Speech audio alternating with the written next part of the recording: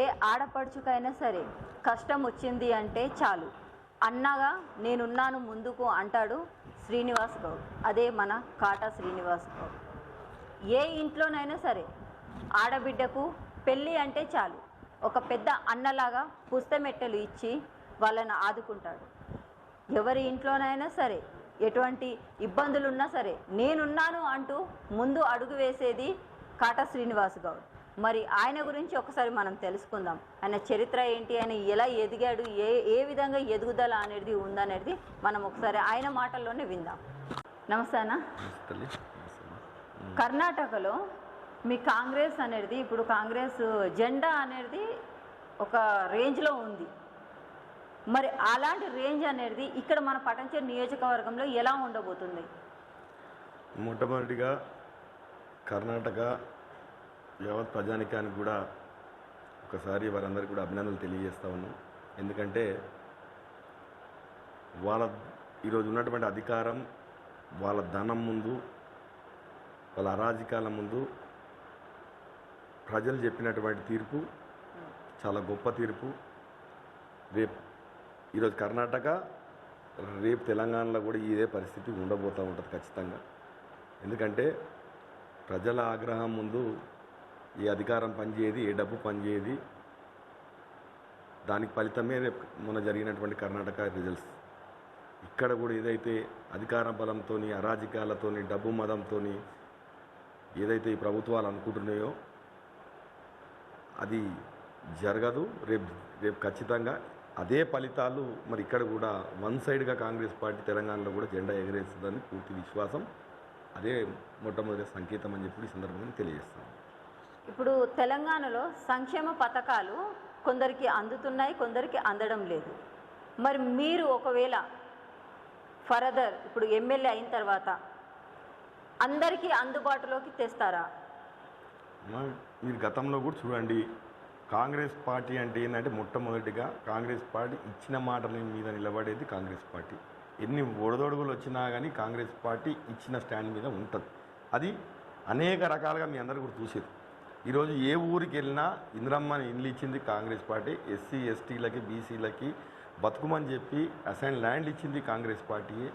ఈరోజు రాజు గృహకల్ప కింద అపార్ట్మెంట్ కట్టించి రాజు గృహకల్పాలు ఇచ్చింది కాంగ్రెస్ పార్టీ.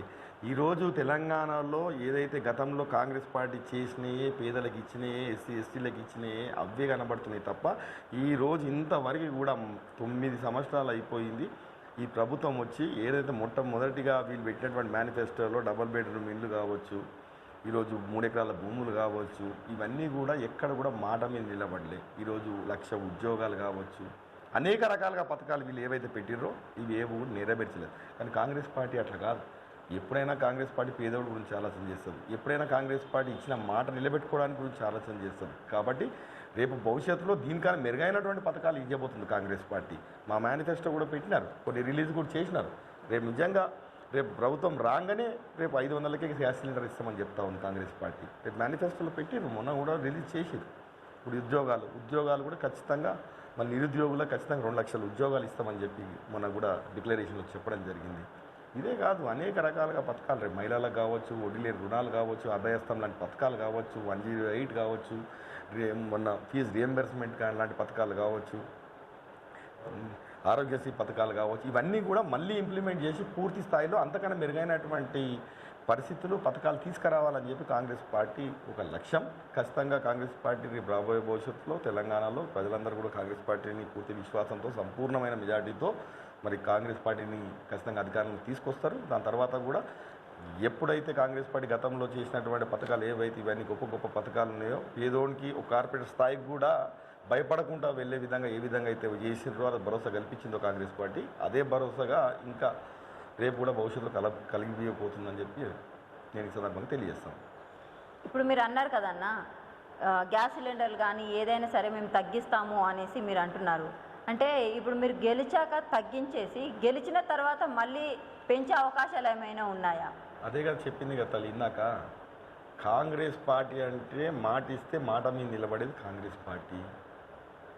ఈరోజు చిన్న రాష్ట్రాలు ఏర్పడితే ప్రభుత్వం రేపు సెంట్రల్లో కూడా ప్రభుత్వానికి కూడా ఇబ్బంది అవుతుంది, ప్రభుత్వం కూలిపోయే పరిస్థితి వస్తుంది. ఒక రాష్ట్రము ఒక ప్రాంతం విడిపోతే ఇంకో రాష్ట్రం అనేది కూడా మన చేతిలోకి వెళ్ళి పోతుంది, కాంగ్రెస్ పార్టీకి వ్యతిరేకమైతే తెలిసినప్పటికీ కూడా మళ్ళీ ఆ రోజు సోనియా గాంధీ గారు మాట ఇచ్చారు కాబట్టి మాట నిలబెట్టుకోవడానికే మరి ఈరోజు తెలంగాణ ఇచ్చారు. కాబట్టి కాంగ్రెస్ పార్టీ మీరు చరిత్ర మొత్తం తీసుకున్నా ఎప్పుడు కాంగ్రెస్ పార్టీ కూడా ఇచ్చిన మాట తప్పలే కాంగ్రెస్ పార్టీ. కాబట్టి రేపు కూడా కాంగ్రెస్ పార్టీ ఏ పథకాలు అయితే చెప్తుందో ఏదైతే ఇస్తా అని చెప్పిందో తప్పకుండా కాంగ్రెస్ పార్టీ చేస్తుంది. అది ప్రజలకు కూడా తెలుసు, అది కాంగ్రెస్ పార్టీ అనేది మాట మీద ఉండేది కాంగ్రెస్ పార్టీ అని. మరి మీ హయాంలోనే మీ నియోజకవర్గంలోనే ఎన్నో భూ కబ్జాలు అనేటివి జరుగుతున్నాయి, వాటిపైన మీరు ఎలా స్పందిస్తున్నారు? చెప్తూనే ఉన్నాం కదమ్మా, అనేక రకాలుగా అనేక సార్లు ప్రతి మండలంలో కూడా ఎక్కడెక్కడ అవినీతి జరుగుతుంది, ఎక్కడెక్కడ ఎమ్మెల్యే గారు ఎక్కడెక్కడ ఈయన కానీ ఈయన కుటుంబం కానీ ఎక్కడెక్కడ దౌర్జన్యంగా కబ్జాలు చేస్తున్నాడో అవన్నీ కూడా మేము పదే చెప్తున్నాం, కంప్లైంట్లు ఇస్తున్నాం. ఈరోజు వ్యవస్థ ఎట్లా అయిపోయిందంటే మనం ఎంత చెప్పినా కానీ మనకి చెప్పేటోడు లేడు, రాష్ట్రోడు లేడు, చూపిస్తోడు లేడు. ఈరోజు అధికారులకు ఇస్తే కూడా ఎంత మొత్తుకున్నా కానీ కోట్ల నుంచి ఆర్డర్లు వస్తే కూడా ఇంతవరకు దాన్ని పట్టించుకునే పరిస్థితి లేదు. ఈరోజు నేను అధికారులకు కూడా ఒకటే విజ్ఞప్తి చేయదలుచుకున్నా, అధికారులకు కూడా నేను చెప్పదలుచుకుంది ఏంటంటే నాయకులు అంటే వాళ్ళు చెప్తుంటారు, వెళ్తుంటారు, ప్రభుత్వాలు వస్తుంటాయి పోతుంటాయి, కానీ రేపు పొద్దుగాల ఇవన్నీ కూడా మీ మేడకే చూడుకుంటాయి. మీరు ఒక ట్రాన్స్పరెంట్గా ఒక పద్ధతిగా మీరు నిర్వర్తించాలని చెప్పి నేను వాళ్ళని కోరుతా ఉన్నా. అన్న ఇప్పటి వరకు ఇప్పుడు మీరు అంటున్నారు టీఆర్ఎస్ కానీ బీజేపీ కానీ ప్రతి ఒక్కరు కూడా భూ కబ్జాలు చేస్తున్నారు, వాళ్ళ పైన ఉన్నాయి కేసులు ఉన్నాయి అని అంటున్నారు. అవే కేసులు మీ పైన కూడా ఉన్నాయని వారు నిరూపిస్తే మీరు ఏం చేస్తారు? నేను ఏం చెప్పినా నిరూపించమని చెప్పినా కదా, శ్రీనివాస్ కూడా నిరూపించమని ప్లేసు టైము డేటు చెప్పమని చెప్తే కదా, మళ్ళీ ఎక్కడ పోయారు మళ్ళీ అంతా చెప్పని చెప్తున్నా కదా. నేనే శ్రీనివాస్ గౌడ్ ఏం చేసిండో చెప్పాలి కదా. 45 సంవత్సరాల చరిత్ర కుటుంబం నాదేం నిన్న మొన్న వచ్చిన కుటుంబం కాదు, నేను పారాషూట్లో వచ్చిన నాయకుని కాదు. నేను 45 సంవత్సరాల నుంచి రాజకీయాలు నా తండ్రులు నా పెద్దనాన్నలు చేసుకుంటాం, నేను చేసుకుంటూ వస్తున్నా. నాకు ఇంతవరకు గతం జాగా తెలియదు. మేము నిన్న మొన్న ఒక గుంటగా ఆస్తి లేనివాడు కూడా ఈరోజు ఒక పదవి వచ్చాం కానీ ఏడాదిలో మనకి 100 ఎకరాల భూమి, కార్లు, బిల్డింగ్లు అయిపోతున్నాయి. మాది అట్లా కాదు కదా. అంటే రాజకీయాలల్లో ఒక మాటకి నిలబడాలంటే చాలా కష్టమైన పని. అందులో నుంచి నేను నిలబడ్డాను అంతే తప్ప ఏవో మేము రాజకీయాలు మా స్వార్థం గురించో డబ్బు గురించో ఇంకోటి చేసే రాజకీయ నాయకులం కాదు మేము. మా చరిత్ర ఏమి ఈరోజుది కాదు, 45 years చరిత్ర మాది. పటాన్చెరు నియోజకవర్గంలో ఇన్ని గ్రామాలు ఉన్నాయి, మీరు ముఖ్యంగా ఈ జిన్నారం వాటి వైపు మాత్రమే మక్కువ చూపిస్తున్నారు. దానిపైన అంటే మీరు ఎందుకు అక్కడే మక్కువ ఎందుకు చూపిస్తున్నారు? ఒక రాజకీయ స్ట్రాటజీలో ఇప్పుడు ఈ టీఆర్ఎస్ వాళ్ళకి వీళ్ళకి ఏం పని ఉండదు. వీళ్ళు ఏంటంటే మనుషులని ఉన్నటువంటి డైవర్షన్ చేయడానికే ప్రయత్నం చేస్తారు. ఇప్పుడు జిన్నారం మండలం గుమ్మడిదల మండలం ఒకదాన్ని ఎందుకు అనుకోవాలి? నా ఫేస్బుక్ తీయండి చూస్తే తెలుస్తుంది కదా నా యాక్టివిటీస్ ఏంటి. మీరే కదా ప్రెస్ రాసేది రోజు. మరి రాస్తున్నప్పుడు మీకు ఏ పటాన్చెరులు ఏం కనబడతలేవా? మీకు రామచంద్రపురం చేసిన ఏం కనబడతలేవా? రామచంద్రపురం జాయినింగ్ కనబడతలేవా? పటాన్చెరులో చేసిన జాయినింగ్ కనబడతలేవా? ఎందుకంటే ఒక మనిషి మీద బట్టకాలు చేసి ఒకవైపు తీసుకెళ్ళాలి, ఈ ప్రాంతం ఆ ప్రాంతం అనే విభేదాలు తీసుకురావాలి అనేది తప్పు. అది ఇప్పుడు ఒక నాయకుడు నేను పోటీ చేసినోని నాకు 80,000 ఓట్లు వచ్చినాయి. ఈరోజు నేను ఒక ఎమ్మెల్యే క్యాండిడేట్గానే పోటీ చేసిన, రేపు మళ్ళీ నా పార్టీ కల్పిస్తే నేను మళ్ళీ పోటీ చేస్తా. నేను అన్ని ప్రాంతాలలో తిరుగుతుంటే కావాలని ఇది ఒకవైపు తీసుకెళ్లే ప్రయత్నం, ప్రచారం తీసుకెళ్లే ప్రయత్నం చేస్తుంది తప్ప అట్లేం లేదు. ఈరోజు ఎక్కడ తిరుగుతలేదు? ఏ మండలంలో తిరుగుతలేదు చెప్పు? పటాన్చెరు మండలం తిరుగుతలేదా? తెల్లాపూర్లో తిరుగుతలేదా? లేకపోతే రామచంద్రపురంలో జాయినింగ్ చేస్తలేమా? అమీన్పూర్లో తిరుగుతలేమా? అమీన్పూర్లో జరుగుతున్న అవినీతి మీద పోరాడతలేమా? ఎక్కడ పోరాడతలేమని చెప్పి ఇప్పుడు అదేమన్నా అడగాలంటేనే అది అసలు ఆ క్వశ్చన్కి అసలు ఎలా చెప్తామా? అంటున్నారు కదన్న. ఇప్పుడు ప్రజలు కూడా అంటున్నారు, ఒక్కసారి శ్రీనివాస్ అన్న గారిని ఒక్కసారి మా ఇంటి దాకా వచ్చి చూడమని చెప్పండి, మా పరిస్థితులు ఎలా ఉన్నాయో చూడమని చెప్పండి, అక్కడే కాదు మా దగ్గర కూడా రమ్మని చెప్పండి అనేసి కూడా అనే వ్యక్తులు కూడా ఉన్నారు. అన్ని చోట్ల తిరుగుతున్నాము, అందరి సమస్యల మీద మాట్లాడుతున్నాము. తప్పకుండా భవిష్యత్తులో అన్ని సమస్యలు కూడా తీరుస్తాము. రేపు పాదయాత్ర పెట్టుకుంటాము, ఇంటింటికి తిరుగుతాము, గడపకి వెళ్తాము, అన్నీ రేపు సాల్వ్ చేస్తాము. ఉండొచ్చు అంటే ప్రతి ఇంటికి నేను ఇంకా వెళ్ళలేకపోవచ్చు ఇప్పటిదాకా, అంటే వెళ్తాము తప్పకుండా. కానీ ఇంకా అందరి ఇంట్లోకి ఇంకా నేను పోలేదు కదా, నేను ప్రచారము ఏం తిరగలేదు కదా. సరే ఒక గ్రామానికి వెళ్ళినాం, గ్రామం సందర్భం బట్టి ఒక గుడికో ప్రతిష్టకో లేకపోతే కార్యకర్తకో బాధకో ఆవేదనకో పోయినాం. రేపు పొద్దుగాల ఒక సమస్య ఊరు ఇచ్చిన మాటలు ప్రభుత్వం చెప్పినటువంటి పథకాలు అమలైనయా లేవా, ఇవన్నిటి మీద రేపు పోతాం కదా. పోయినప్పుడు ప్రతి ఇంటికి టచ్ చేస్తాం, ప్రతి గడపకి టచ్ చేస్తాం, ప్రతి గుండెకి టచ్ చేస్తాం. అప్పుడు ఖచ్చితంగా అన్నింటి మీద మాట్లాడతాం. అక్కడెక్కడో కర్ణాటకలో కాంగ్రెస్ ప్రభుత్వం గెలిచిందనేసి ఇక్కడ మిఠాయిలు పటాకులు కాల్చుకొని ఎంతో సంబరాలు జరుపుకున్నారు. ఆ గెలుపు అనేది పటంచేరులో వస్తే మీరు కూడా అలాగే సంబరాలు జరుపుకుంటారా? 100% రేపు గెలిచేది కాంగ్రెస్ పార్టీ. రేపు ఈ పటంచేరులో కానీ తెలంగాణ రాష్ట్రంలో కానీ జెండా ఎగిరేది కాంగ్రెస్ పార్టీ. ప్రభుత్వం ఏర్పడేది కూడా కాంగ్రెస్ పార్టీలే. ఇలా ఎవరు అవునన్నా కాదన్నా ఇది ముమ్మాటికి నిజం, ఇది జరగబోతుందని నేను చెప్తా ఉన్నా. రేపు బంపర్ మెజార్టీతో కూడా ఖచ్చితంగా పటంచేరు సీటు కూడా కాంగ్రెస్ పార్టీ కైవసం చేసుకుంటాను. అంటే ఖచ్చితంగా టికెట్ మీకే వచ్చేస్తుంది. నేనేం చెప్తున్నా, నేను ఈరోజు నేను పోటీ చేసిన, నేను పని చేస్తున్నా. రేపు పని చేసిన వాళ్ళకే కాంగ్రెస్ పార్టీ ఇస్తుంది కాబట్టి ఖచ్చితంగా నేను పని చేస్తున్నా, నాకే ఇస్తారనుకుంటా. అంతే కదా. ఇప్పుడు నేను పని చేస్తున్నా, ఓడిపోయిన తెల్లని నేను ఇంట్లో పండుకోలేదు, లేకపోతే నేను పారిపోలేదు. నేను నిత్యం నా ప్రజల్ని, నా కార్యకర్తలని, నాకు 80,000 మంది ఓట్లు వేసారు. వాళ్ళని కాపాడుకుంటూ వాళ్ళ మంచెడ్ల గురించి నేను పోరాడుతూనే ఉన్నా. ఖచ్చితంగా నాకు సంపూర్ణమైన విశ్వాసం ఉంది, నాకే వస్తుందని చెప్పి. నా కార్యకర్తకు కూడా సంపూర్ణమైన విశ్వాసం ఉంది. రేపు కాటా శ్రీనివాస్ కూడా ఖచ్చితంగా ఈ ప్రాంతంలో జెండా ఎగరేస్తాడని చెప్పి కాంగ్రెస్ పార్టీది తప్పకుండా జరుగుతుంది. 100% జరుగుతుందని చెప్తున్నాను. ఏ ఆడపిల్లకైనా సరే పెళ్లి చేయాలంటే పుస్తమెట్టెలు మీరు మీ చేతుల మీదుగా ఇస్తారు. అంటే అలా ప్రతి ఒక్కరికి ఇస్తూనే ఉంటారా? లేదు అని అంటే మేము ఎందుకు ఇవ్వాలి, మాకెందుకు అవసరమా, వాళ్ళు కూడా ఉన్నారు కదా, సంపాదించుకుంటారు కదా అనేసి మీరు మనసులో ఏదైనా అనుకుంటున్నారా? ఇప్పుడు నా గురించి ఆ ప్రశ్నలు అసలు నాకు ఏనేయద్దు మీరు. ఎందుకనంటే నేను నిరూపించుకునే పరిస్థితిలో లేను. ఎందుకంటే నేను 9 సంవత్సరాల సంధి నా పదవులు వదులుకున్నా, నా అన్ని విధాలు నేను నష్టపోయినా, నేను నా జెండా పట్టుకొని వదులుకొని నిలబడేటువంటి వ్యక్తిని నేను. ఆ రోజు నుంచి ఈ రోజు దాకా కూడా నా కార్యకర్తను కాపాడుకుంటా కాంగ్రెస్ పార్టీకి విధేయుడిగా పనిచేస్తున్నటువంటి వ్యక్తిని నేను. ఈరోజు ఏదో రాజకీయాల గురించి 6 నెలల ముందు వచ్చి నేను పీర్ల పండుగ దులాదులా అనేది చేసే వ్యక్తిని కాదు నేను. నేను ఒక క్యారెక్టర్తో, ఒక పద్ధతితో నేను నిలబడేటటువంటి వ్యక్తిని నేను. రాజకీయాలు అవసరం ఉంటే ఒకలాగా, రాజకీయాలు అవసరం లేకపోతే ఒకలాగా ఉన్న నాయకుని కాదు నేను. నిత్యం ప్రజల్లో ఉన్నా కాబట్టి నాకు 11 రోజుల టికెట్ వచ్చినా 80,000 మంది ఇచ్చారు.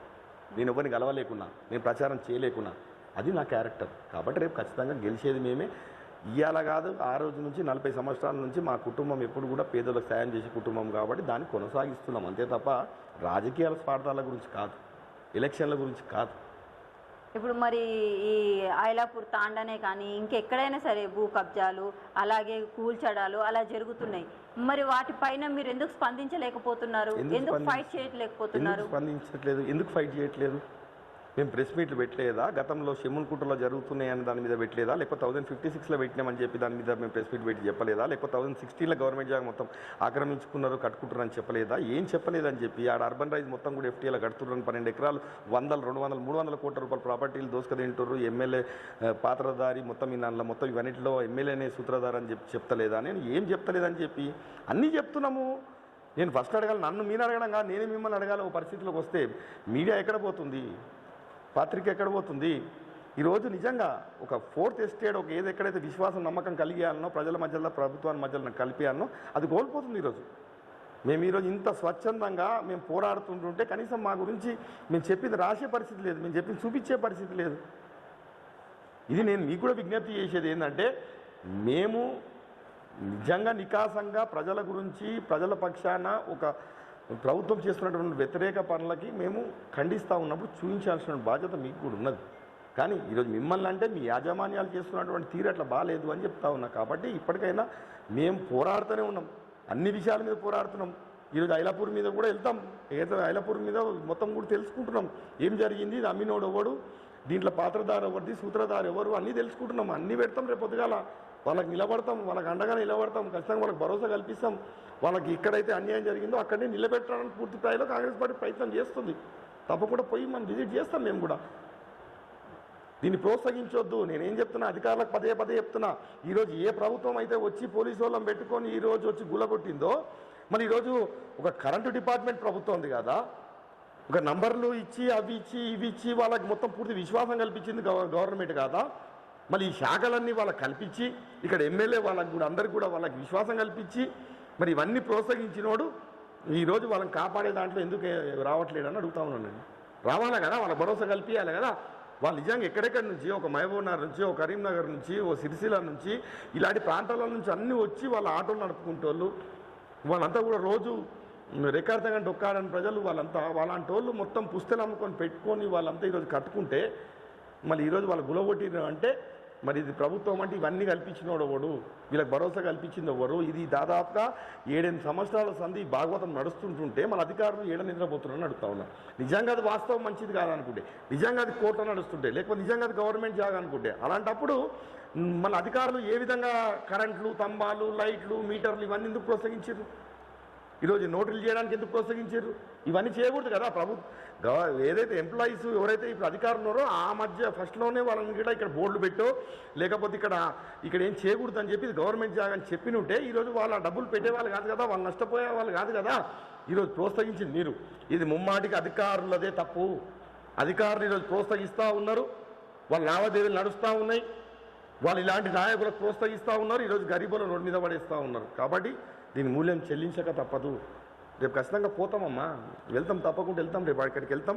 అక్కడికి వెళ్ళి ఇక్కడ మొత్తం కూడా మేము కూడా తెలుసుకుంటున్నాం అసలు దీని వెనుక ఉన్నది ఎవరు, దీనికి డబ్బులు ఎవరు ఇచ్చి ఎవరెవరు తీసుకున్నారు, ఇలా బ్రోకర్ ద్వారా చేసింది ఎవరు, దీనికి నమ్మకాన్ని వాళ్ళు కలిగించింది ఎవరు, ఇవన్నీ రేపు వెళ్తే బయటికి వెళ్తాయి. అన్నీ తీస్తాం రేపు పొద్దుగాల వాళ్ళందరికీ భరోసా కల్పిస్తాం. దాంట్లో ఎలాంటి అనుమానం లేదు. వాళ్ళు ఈరోజు మీ ద్వారా కూడా చెప్తున్నా, వాళ్ళు ఎవరు కూడా అదేరా పడకండి, తప్పకుండా కాంగ్రెస్ పార్టీ మీకు న్యాయం చేస్తుంది, తప్పకుండా భవిష్యత్తులో వచ్చేది కాంగ్రెస్ పార్టీ.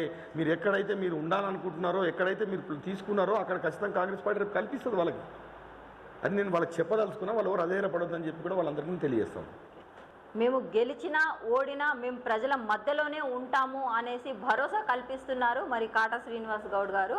మరి చూద్దాం, మరి అక్కడికి వెళ్ళేసి వాళ్ళ బాగోగులు చూస్తాము, ఎక్కడ నష్టపోయారు, ఎవరైతే వాళ్ళకు మరి ఎవరైతే వాళ్ళకు ఈ ఆస్తులు అనేటివి వాళ్ళు కల్పించారు, బ్రోకర్లు ఎవరున్నారు అనేది మరి నిలదీసి అడుగుతాననేసి కూడా మాటిస్తున్నారు.